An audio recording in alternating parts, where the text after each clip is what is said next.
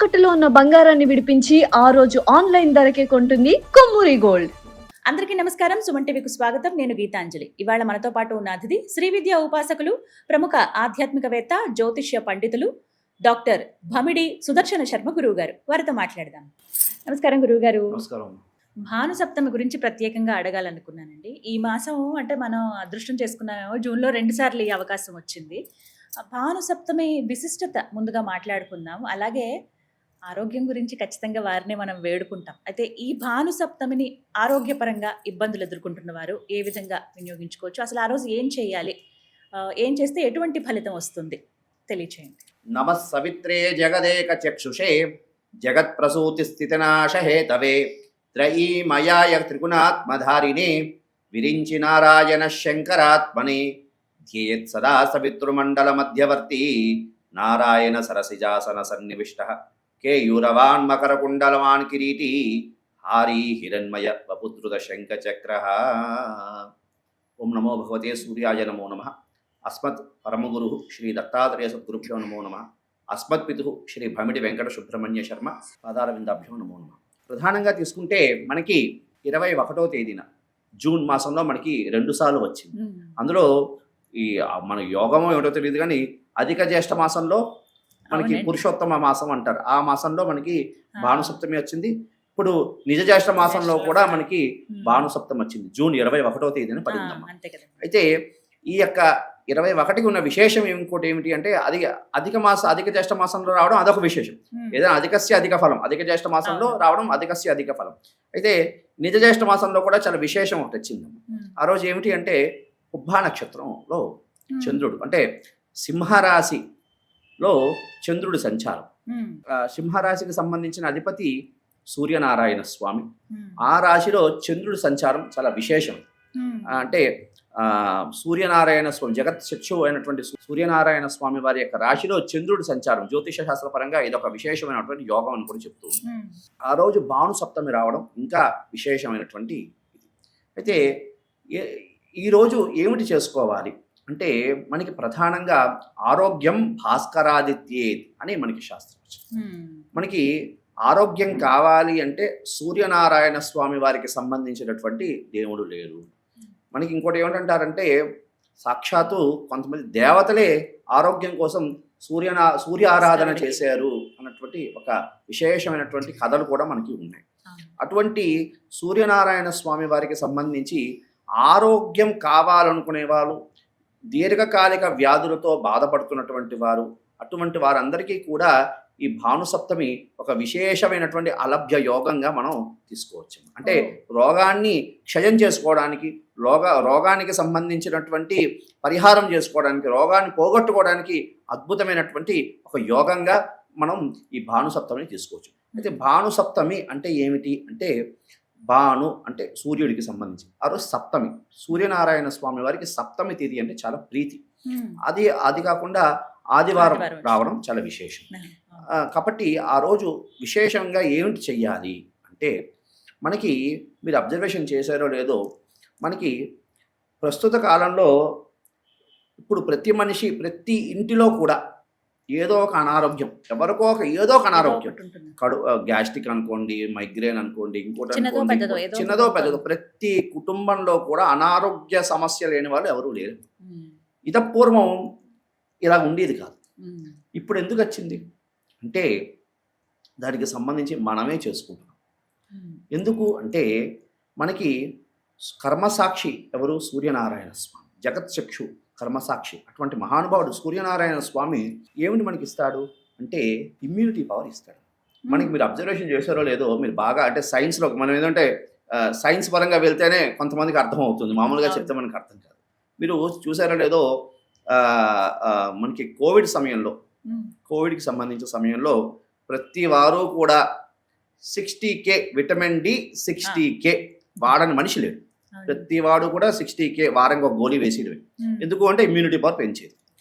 మనకి vitamin D ఎక్కడి నుంచి వస్తుంది? సూర్యనారాయణ స్వామి వారి దగ్గర నుంచే వస్తుంది. అంటే ఇమ్యూనిటీ పవర్, వ్యాధి నిరోధక శక్తిని పెంచినటువంటి శక్తి వచ్చేది సూర్యనారాయణ స్వామి వారికి సంబంధించి.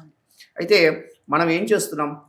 ప్రాతకాలం మనం సూర్యనారాయణ స్వామి వారి దర్శనం చేసుకోవాలి, సూర్యనారాయణ స్వామి యొక్క ఆరాధన చెయ్యాలి, సూర్యనారాయణ స్వామి వారికి సంబంధించి అర్ఘ్యం ఇవ్వాలి అని మనకి పురాణ వాక్యం. కానీ మనం ఏం చేస్తున్నాం, 8:30, 7:30 లేవడమే 7:30, 8 లేస్తున్నాం. దానివల్ల మనకి ఏమవుతున్నది, సూర్యనారాయణ స్వామి వారికి సంబంధించినటువంటి మంచి కిరణాలు అంటే ఆరోగ్యానికి సంబంధించినటువంటి కిరణాలు మనకి శరీరానికి అందట్లేదు. దానివల్ల ఏమవుతున్నది అంటే శరీరంకి సంబంధించి లోపం, ఆ ఇమ్యూనిటీకి సంబంధించిన లోపాల వల్ల మనం అనారోగ్యమైనటువంటి వస్తుంది. మనం ఎక్స్పోజ్ అవుతున్నాం. ఎప్పుడు అవుతున్నాం, 10, 9, 10 ఆ టైంలో అవుతున్నాం. దానివల్ల మనకి చెడు సంబంధమైనటువంటి రేసు మనకి కలగడం వల్ల ఇంకా ఇబ్బంది వస్తున్నాయి. కానీ మంచి రేస్ అనేది వస్తుంటాయి. మీరు విన్నారో లేదో, మనకి కోనార్క్ అటువంటి అక్కడ దేవాలయంలో కూడా కంటి చూపు పోయి వెస్టిండీస్ నుంచి అప్పటికి విషయం కాదు, సుమారుగా ఒక 20 ఏళ్ళు పై క్రితం మాట. అక్కడ కంటికి సంబంధించి ఒక అబ్బాయి గుడ్డివాడు.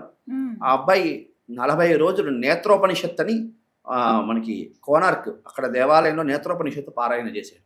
40 రోజులు వెస్టిండీస్ నుంచి వచ్చినట్టు వాళ్ళకి నేత్రాలు సిద్ధించాయి అని అంటే ఇప్పుడు కాదు, 20 సంవత్సరాల క్రితం మాట నేను చెప్తున్నాను. అంటే సూర్యనారాయణ స్వామి ఆరోగ్య ప్రదాత కాబట్టి మనం చేసుకుంటున్న మనలోనే మన లోపం ఉన్నది.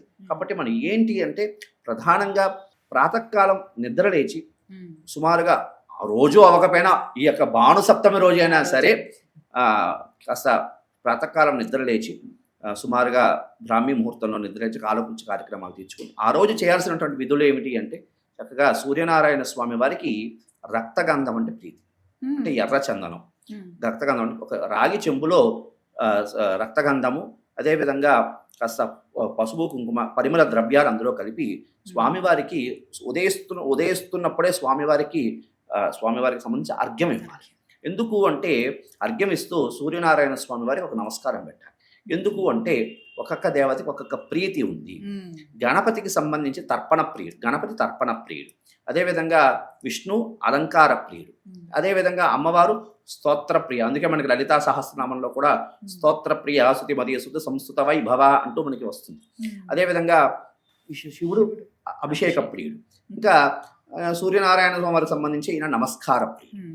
అందుకే చూడండి మనకి ఆంజనేయ స్వామి వారిట విద్య నేర్చుకోవడానికి సూర్యనారాయణ స్వామి వారికి వద్ద వెళ్తే ఆయన అన్నారట, నేను నీ ఫస్ట్ వెరీ నమస్కారం పెడతాడు ఆయన నేను ఒక దగ్గర ఉండను, ప్రయాణం చేస్తూ ఉంటాను, నా దగ్గర ఎక్కడ నేను నేర్చుకుంటాను అంటే స్వామిని ఇదే నీకు నమస్కారాన్ని సమర్పణ చేస్తున్నాను, నా యందు దయ ఉంచి నాకు విద్యను నేర్పించండి. ఆయన దానికి ప్రియుడైపోయాడు అని కొన్ని విషయాల్లో కూడా తెలియజేస్తూ ఉంటారు. అందుకే సూర్యనారాయణ స్వామి వారు నమస్కార ప్రియుడు. ఆ రోజు చక్కగా ఒక రాగి చెంబులో ఈ పరిమళ ద్రవ్యాలన్నీ వేసి చక్కగా ఉదయిస్తున్నటువంటి సూర్యనారాయణ స్వామి వారి నమస్కారం చేసుకుంటూ చక్కగా అర్ఘ్యం అంటూ ఇవ్వండి. 3 సార్లు అర్ఘ్యం ఇచ్చి చక్కగా 7 సార్లు కానీ 11 సార్లు కానీ అవకాశం ఉన్న వాళ్ళు 12 నామాలు ఉన్నాయి స్వామివారికి సంబంధించి. అది మన సుమన్ టీవీ ప్రేక్షకులకు తెలియజేస్తాం ఆఖరిలో. ఆ నామాలు చెప్తూ చక్కగా 12 నమస్కారాలు చేయండి. ఆ విధంగా చేస్తూ చక్కగా ఈ శ్లోకం అనేది చెప్పండి. భానో భాస్కర మార్తాండ చందరస్మే దివాకర ఆయురారోగ్యమైశ్వర్యం శ్రియం ఆరోగ్యంచ దేహిమే అంటూ ఈ విధంగా నమస్కారం చేయడం ద్వారా ఆరోగ్యం సిద్ధిస్తుంది. అదేవిధంగా ఓం మిత్రాయ నమః, ఓం రవయై నమః, సూర్యాయ నమః, ఓం భాణవే నమః, ఓం ఖగాయ నమః, ఓం పూష్ణే నమః, ఓం హిరణ్యగర్భాయ నమః, ఓం మరీచయే నమః, ఓం ఆదిత్యాయ నమః, ఓం సవిత్రే నమః, ఓం అర్కాయ నమః, ఓం భాస్కరాయ నమో నమః అంటూ చక్కగా ఈ సూర్యనారాయణ స్వామి వారికి సంబంధించి 12 నామాలతో నమస్కారం చేయడం ద్వారా సూర్యనారాయణ స్వామి వారి అనుగ్రహం మన మీద కలుగుతుంది. ప్రధానంగా ఈ నేత్ర సంబంధమైనటువంటి అనారోగ్యంతో పడుతున్న వాళ్ళు 40 రోజులమ్మ ప్రాక్టికల్గా ఎంతోమంది దీని మీద రీసెర్చ్ కూడా చేశారు. సూర్యుడు ఉదయిస్తున్నప్పుడు చక్కగా ఈ భానుసప్తమి నుంచి ప్రారంభం చేసి చక్కగా సూర్యుడు ఉదయిస్తున్నప్పుడు ఒక వర్ణంలో ఉంటాడు స్వామివారు. ఎటువంటి అంటే కాషాయ అంటే ఆరెంజ్ కలర్ రంగులో ఉంటాడు. ఆ యొక్క కిరణాలు మన కంటి మీద చూస్తూ ఉండదు. అదే లగ్నంగా సూర్యనారాయణ స్వామి వారిని చూస్తూ ఉంటే ఆరోగ్యానికి కంటికి సంబంధించిన రుగ్మతులు కూడా పోతాయి. అవకాశం ఉన్న వాళ్ళు నేత్రోపనిషత్తు పారాయణ చేయడం ద్వారా ఉత్తమమైనటువంటి ఫలితాలు కలగడానికి అవకాశం ఉంటుంది. ఇంకా శక్తి ఉన్నవారు ఆ రోజు చక్కగా సూర్యనారాయణ స్వామి వారికి తెల్ల జిల్లేడు పువ్వులతో చక్కగా సూర్యనారాయణ స్వామి వారికి పూజ చేసి స్వామివారికి పరవన్నం నివేదన చేయాలి.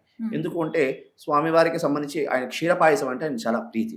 కాబట్టి స్వామివారికి పరమన్నం నివేదన చేస్తూ అవకాశం వచ్చిన వాళ్ళు చక్కగా ఆదిత్య హృదయం, అదేవిధంగా సూర్యాష్టకం, ఆదిదేవ నమస్తుభ్యం ప్రసేద మమ భాస్కర దివాకర నమస్తుభ్యం ప్రభాకర నమోస్తుతే సప్తాశ్వర రథమారూఢం ప్రచండం కశ్యపాత్మజం శ్వేతపద్మధరం దేవం తం సూర్యం ప్రణమామ్యహం అంటూ చక్కగా ఆ సూర్యనారాయణ స్వామి వారికి తం సూర్యం ప్రణమామ్యహం అంటూ చక్కగా ఈ విధంగా స్వామిని చూస్తూ పారాయణ చేయడం ద్వారా విశేషమైనటువంటి ఫలితాలు కలగడానికి అవకాశం ఉంటుందమ్మా. ఇంకా అది కాకుండా ఇంకా ఆ రోజు అవకాశం ఉన్నవారు సూర్య నమస్కారాలు చేయించుకోవడం ద్వారా చాలా విశేషమైనటువంటి ఫలితాలు కలగడానికి అవకాశం ఉంటుంది. ఇంకా ఆ రోజు అవకాశం ఉన్న వాళ్ళు కాస్త చప్పిడి చేయడం, అంటే చప్పిడి అంటారు, చప్పిడి చేయడం ద్వారా ఉత్తమమైనటువంటి ఫలితాలు కలగడానికి అవకాశం ఉంటుంది. ఏదైనా ఒకటి శాస్త్రంలో చెప్పినటువంటి విషయం ఏమిటి అంటే పూజ అనంతరం చేయడమే కాదు, పూజ అయిపోయిన తర్వాత కూడా ఆ యొక్క రోజుని మనం చాలా నియమంగా సాత్వికమైనటువంటి ఆహారాన్ని తీసుకుంటూ చక్కగా ఆ రోజు ఆ నియమ పద్ధతితో మనం ఉంటే ఈ చేసినటువంటి ఫలితం అనేది మనకి ఖచ్చితంగా సిద్ధిస్తుంది అని మనకి ఇది. కాబట్టి ఈ విధంగా చేయడం ద్వారా విశేషమైన ఫలితాలు కలగడానికి అవకాశం ఉంటుంది. ఇంకా ముఖ్యంగా ఆరోగ్యం అంటే కావాలి అనుకున్న వాళ్ళు, దీర్ఘకాలికంగా అనారోగ్యంతో బాధపడుతున్న వాళ్ళు రక్తవర్ణం అంటే ఎరుపు రంగు వర్ణం కలిగినటువంటి వస్త్రాన్ని, అదేవిధంగా గోధుమల్ని దానం చేయడం, బ్రాహ్మణుడికి దానం ఇవ్వడం ద్వారా ఉత్తమమైనటువంటి ఫలితాలు కలగడానికి అవకాశం ఉంటుంది. ఇంకా శక్తి ఉన్న వాళ్ళు కాస్త ఈ రొట్టెలు అంటారు, అంటే గోధుమ పిండితో తయారు చేసినటువంటి రొట్టెలను కాస్త ఆవుకి తినిపించడం, లేదు అంటే పేదలకి దానం చేయడం పంచడం ద్వారా ఉత్తమమైనటువంటి ఫలితాలు కలిగి ఆరోగ్యం సిద్ధిస్తుంది. ఈ విధంగా సూర్య సప్తమి, దాన్నే భాను సప్తమి చక్కగా చేసుకోవడం ద్వారా ఈ విధంగా ఈ పర్వదినాన్ని ఈ విధంగా చేసుకోవడం ద్వారా ఉత్తమమైనటువంటి ఫలితాలు కలిగి ఆ స్వామి యొక్క కృపకి పాత్రలు అవడానికి అవకాశం ఉంది. చాలా చక్కటి పరిహారాలు ఇవన్నీ కూడా అందరూ చేసుకోదగ్గవి. ఆరోగ్యం కోసం చాలా చాలా వివరంగా తెలియజేశారు గురుగారు. ధన్యవాదాలండి. శుభమస్తు తల్లి. కాలే వర్షతు పర్జన్యః పృథివీ శస్యశాలిని దేశోయం క్షోభరహితః బ్రాహ్మణా సంతు నిర్భయః. స్వస్తి. శుభమస్తు.